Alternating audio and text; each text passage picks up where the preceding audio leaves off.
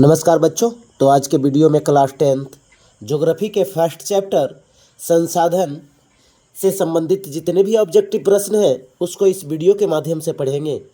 तो पहला है, कोयला किस प्रकार का संसाधन है? तो इसका सही आंसर होगा अनवीकरणीय। अनवीकरणीय संसाधन वैसे संसाधन को कहते हैं जिसको एक बार प्रयोग कर दोबारा प्रयोग में नहीं लाया जाता। सौर ऊर्जा निम्नलिखित में से कौन सा संसाधन है? तो इसका सही आंसर होगा पुनः पूर्ति योग।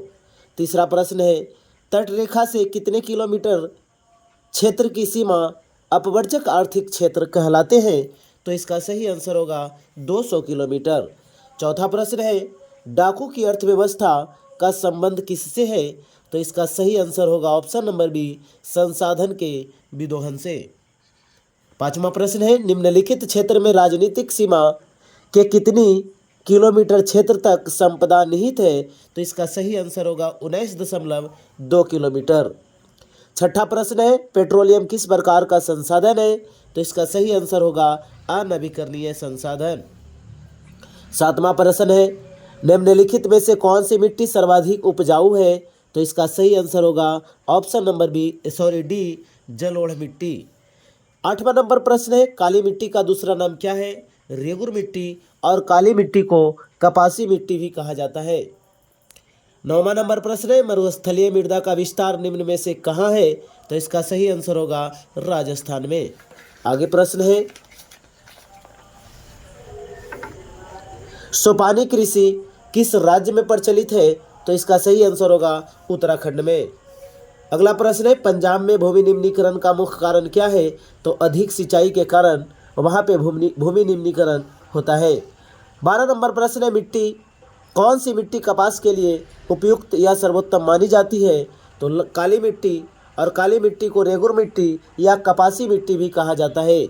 भारत में लगभग कितने करोड़ हेक्टेयर भूमि का क्षरण हो चुका है?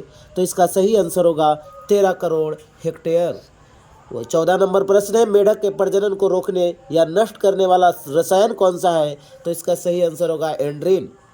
देश के बांधों को किसने भारत का मंदिर कहा था? तो ये थे भारत के प्रथम प्रधानमंत्री पंडित जवाहरलाल नेहरू जी। तो ऑप्शन नंबर डी हो जाएगा। कुल जल का कितना प्रतिशत भाग महासागरों में निहित है? तो इसका सही आंसर होगा 96.6% हो जाएगा। ऐसे 96.5 होता है। 17 नंबर प्रश्न है, बृहद क्षेत्र में जल की उपस्थिति के कारण ही जल को क्या कहते हैं? तो इसको नीला ग्रह कहते हैं, या जल ग्रह के नाम से भी प्रसिद्ध है। बिहार में अति जल दोहन से किस तत्व का संकेंद्रण बढ़ा है? तो इसका सही आंसर होगा आर्सेनिक। 19 नंबर प्रश्न है, प्राणियों के शरीर में कितना प्रतिशत जल की मात्रा निहित होती है? 65%। 20 नंबर प्रश्न है, विश्व की कितनी प्रतिशत जनसंख्या भारत में निवास करती है? तो 16%। आगे प्रश्न है, प्रश्न संख्या 21 है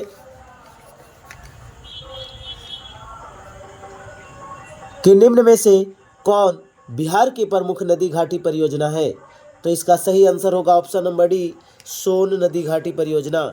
22 नंबर प्रश्न है, भारत में 2001 के कितने प्रतिशत भौगोलिक क्षेत्र में वन का विस्तार था? इसका सही आंसर होगा 19.27%।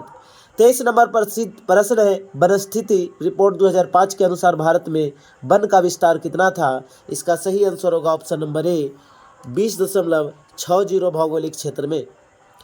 24 नंबर प्रश्न है, बिहार में कितने प्रतिशत भौगोलिक क्षेत्र में वन का फैलाव है? इसका सही आंसर होगा ऑप्शन नंबर ए, 7.1%। 25 नंबर प्रश्न है, पूर्वोत्तर राज्यों के 188 आदिवासी जिलों में देश के कुल क्षेत्र का कितना प्रतिशत वन है? तो इसका सही आंसर होगा ऑप्शन नंबर डी, 60.11%।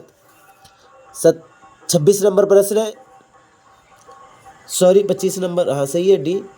26 नंबर प्रश्न है, भारत के किस राज्य में वन का सबसे अधिक विस्तार है? तो इसका सही आंसर होगा option number C, Madhya Pradesh.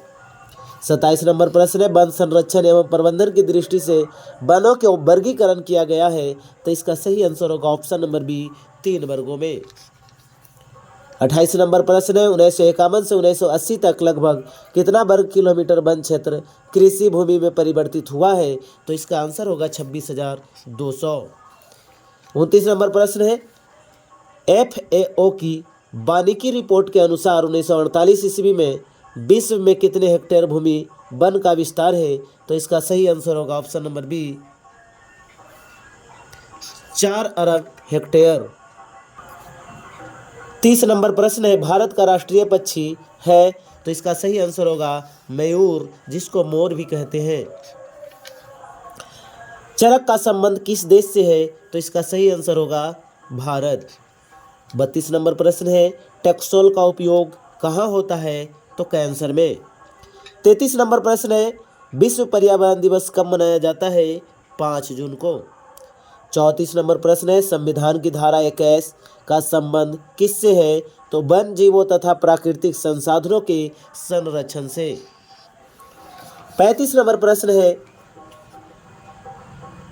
प्राकृतिक संसाधनों के संरक्षण हेतु 1968 ईस्वी में कौन सा कन्वेंशन हुआ था? तो इसका सही आंसर होगा ऑप्शन नंबर ए अफ्रीकी कन्वेंशन। इनमें से कौन एक ऐसा जीव है जो केवल भारत में ही पाया जाता है? तो गंगा डॉल्फिन, जो केवल भारत में पाया जाता है। किस खनिज को उद्योगों की जननी कहा जाता है? तो लोहा को खनिजों का उद्योगों की जननी कहा जाता है। निम्न में से कौन लौह अयस्क का एक प्रकार है? तो लौह अयस्क का एक प्रकार हेमाटाइट है, क्योंकि बिटुमिनस, एंथ्रासाइट ये सभी कोयला के प्रकार हैं। आगे है 39 नंबर प्रश्न भारत का सबसे बड़ा लौह अयस्क उत्पादक राज्य कौन सा है? तो इसका सही आंसर होगा कर्नाटक। 40 नंबर प्रश्न है भारत में लगभग कितने खनिज पाए जाते हैं? तो लगभग 100 खनिज पाए जाते हैं। 41 नंबर प्रश्न है इनमें कौन लौह युक्त खनिज के उदाहरण हैं? मैग्नीज। इनमें कौन अधात्विक खनिज का उदाहरण है? अभ्रक। 43 नंबर प्रश्न है छत्तीसगढ़ भारत का कितना प्रतिशत लौह अयस्क उत्पादन करता है? इसका सही आंसर होगा 20%। मैग्नीज उत्पादन में भारत का विश्व में कौन सा स्थान है? तो इसका सही आंसर होगा ऑप्शन नंबर सी तृतीय। 1 टन इस्पात बनाने में कितने मैग्नीज का उपयोग होता है? 10 किलोग्राम। उड़ीसा किस खनिज का सबसे बड़ा उत्पादक राज्य है? तो इसका सही आंसर होगा मैग्नीज। एल्युमिनियम बनाने के लिए किस खनिज की आवश्यकता होती है? तो इसका सही आंसर होगा option number D bauxite. 48 number प्रश्न है देश में तांबे का कुल भंडार कितना है? 125 करोड़ टन। 49 नंबर प्रश्न है बिहार झारखंड में देश का कितना प्रतिशत अभ्रक का उत्पादन होता है? इसका सही आंसर होगा ऑप्शन नंबर सी 80। सीमेंट उद्योग का सबसे प्रमुख कच्चा माल क्या है? चूना पत्थर। 51 नंबर प्रश्न है किस राज्य में खनिज तेल का विशाल भंडार है? तो इसका सही आंसर होगा असम। 52 नंबर प्रश्न है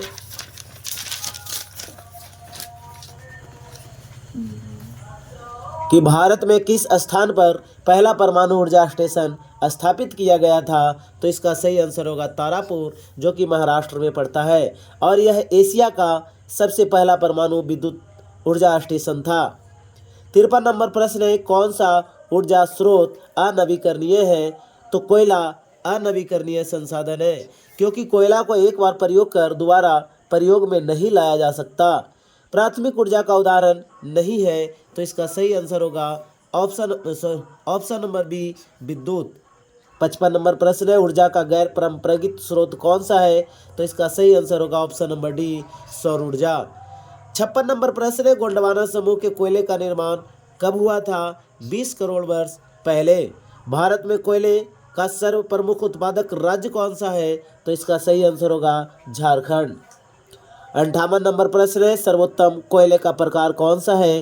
तो इसका सही होगा answer option number A anthracite. Mumbai high क्यों प्रसिद्ध है? इसका सही आंसर होगा खनिज तेल हेतु। 60 नंबर प्रश्न है भारत का प्रथम तेल शोधक कारखाना कहाँ स्थित है? इसका सही आंसर होगा ऑप्शन नंबर सी डिगबोई, जो कि असम में पड़ता है।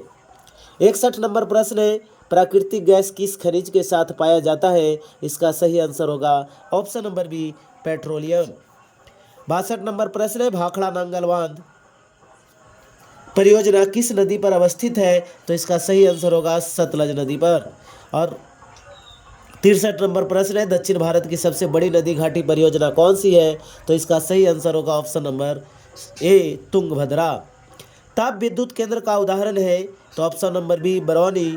अगला है 65 नंबर प्रश्न, यूरेनियम का प्रमुख उत्पादक स्थल कौन सा है? जादूगोड़ा। 66 नंबर प्रश्न है, एशिया का सबसे बड़ा परमाणु विद्युत गृह कौन सा है? अभी बताए थे, ऑप्शन नंबर ए, तारापुर। और 67 नंबर प्रश्न है कि भारत के किस राज्य में सौर ऊर्जा का विकास की सर्वाधिक संभावनाएं हैं? तो सौर ऊर्जा के विकास की सर्वाधिक संभावनाएं राजस्थान में हैं। 68 नंबर प्रश्न है, ज्वारीय एवं तरंग ऊर्जा उत्पादन हेतु अनुकूल परिस्थितियां कहाँ पाई जाती है? तो इसका सही आंसर होगा ऑप्शन नंबर बी, खंबात की खाड़ी में। 69 नंबर प्रश्न है, झारखंड के झरिया क्षेत्र में मुख्यतः क्या पाया जाता है? तो झारखंड के झरिया क्षेत्र में कोयला पाया जाता है। 70 नंबर प्रश्न है, भारत का कान्हा राष्ट्रीय पार्क प्रसिद्ध किस लिए है? तो बाघ के लिए। 71 नंबर प्रश्न है, डॉक्टर मेधा पाटकर घनिष्ठ रूप से जुड़े हुए हैं? तो नर्मदा बचाओ आंदोलन से। 72 नंबर प्रश्न है, भारत में किस खनिज का अभाव है? तो इसका सही आंसर होगा ऑप्शन नंबर डी, लोहा का भारत में अभाव है।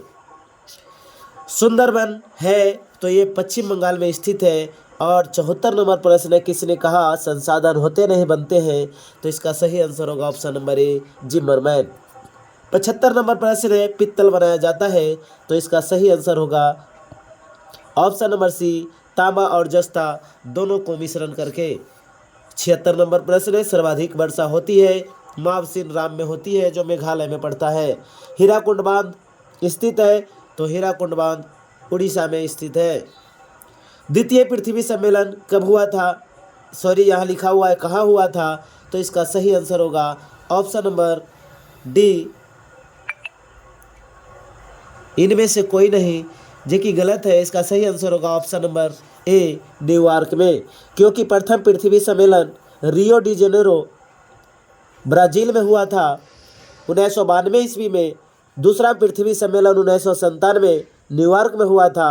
और तीसरा पृथ्वी सम्मेलन 2002 जोहान्सबर्ग दक्षिण अफ्रीका में हुआ था। 79 नंबर प्रश्न है, तारापुर परमाणु ऊर्जा केंद्र कहाँ स्थित है? तो अभी बताए थे महाराष्ट्र में स्थित है। निम्नलिखित में से कौन केंद्र शासित प्रदेश है? तो यहाँ पे चंडीगढ़ केंद्र शासित प्रदेश है। बाकी जो आपको दिख रहे हैं 3 ऑप्शन, वे एक राज्य है। और वर्तमान में 8 केंद्र शासित प्रदेश है।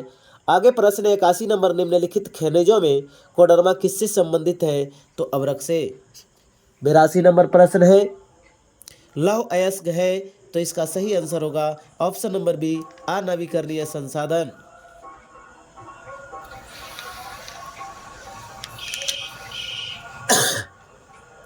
83 नंबर प्रश्न है, एशिया का पहला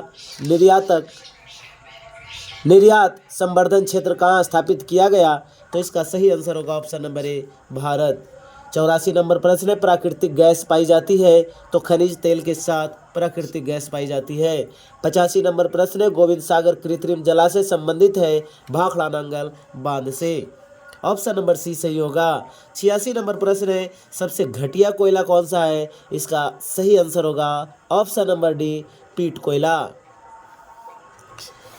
87 नंबर प्रश्न है, आयुर्वेद का जनक किन्हें कहा जाता है? चरक को। भारत में सबसे लंबा बांध कौन सा है? तो इसका सही आंसर होगा ऑप्शन नंबर बी, हीराकुंड बांध। और सबसे ऊंचा बांध यदि पूछा जाए तो भाखड़ा नांगल बांध है। हीराकुंड बांध कौन सी नदी पर है? तो ये महानदी पर है। और भाखड़ा नांगल बांध यदि पूछा जाए तो ये सतलज नदी पर है। तो थैंक यू दोस्त।